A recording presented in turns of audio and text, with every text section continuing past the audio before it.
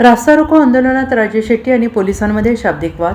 शक्तिपीठ महामार्गाच्या विरोधात आज स्वाभिमानी शेतकरी संघटनेच्या वतीनं माजी खासदार राजू शेट्टी यांनी पुणे सोलापूर महामार्ग अडवून धरला.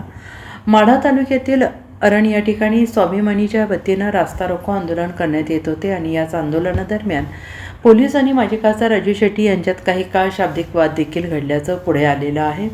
मुंबई येथील राजू शेट्टी यांच्या आंदोलनामध्ये देखील पोलीस आणि शेट्टी यांच्यात वाद झाले. त्यानंतर पुन्हा आता माढा तालुक्यात माजी खासदार राजू शेट्टी आणि पोलिसांमध्ये आंदोलनावरून वाद रंगल्याचं दिसत आहे.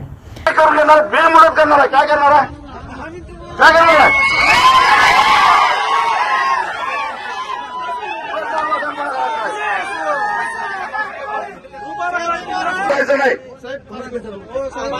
40 मिनिटं सांगितलं ना जरा जरा जबाबदारीने बोलायचा. माहिती आहे तुम्हाला जबाबदारीने बोलायचा. एखादा असतो कोणतरी पण बाकीच्या समजूतदारपणाची बोलणे घेतले खाली बसून द्या. ठीक आहे ठीक आहे.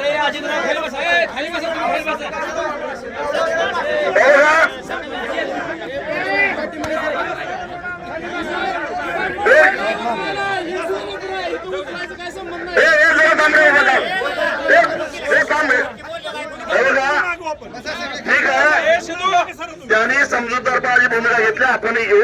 थांबा जरा. पोलिसांना माझी विनंती आहे, एखादा अपघात झाल्यानंतर थोडा वेळ थांबतोय की नाही, आपण रस्ता बंद होतोय की नाही.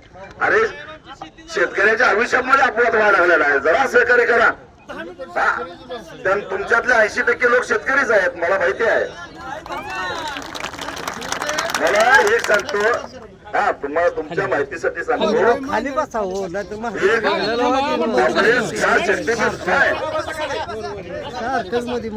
एक किस्सा सांगतो तुम्हाला. शक्तिपीठ महामार्गामध्ये जमीन जाणारे एक बाधित मोठे पोलीस अधिकारी आहेत. ते मला सांगतात, साहेब काहीतरी करावं, आमची जमीन वाचवा.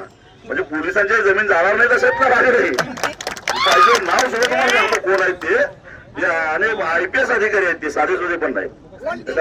तेव्हा मला एवढंच सांगायचं आहे, हा शक्तिपीठ महामार्ग काही गरजेचा नाही आहे. सरकारला पाहिजे असेल तर नागपूर रत्नागिरी हा जो हायवे आहे तो रुंद करावा आणि तो 8 पदरी केला तरी सुद्धा जमीन शेतकऱ्याची घ्यावी लागणार नाही. एवढी जमीन आधीच तिथं घेऊन ठेवलेली आहे. तो करावा. गोव्याला जा, कुठेही जा, कोल्हापुरातनं गोव्याला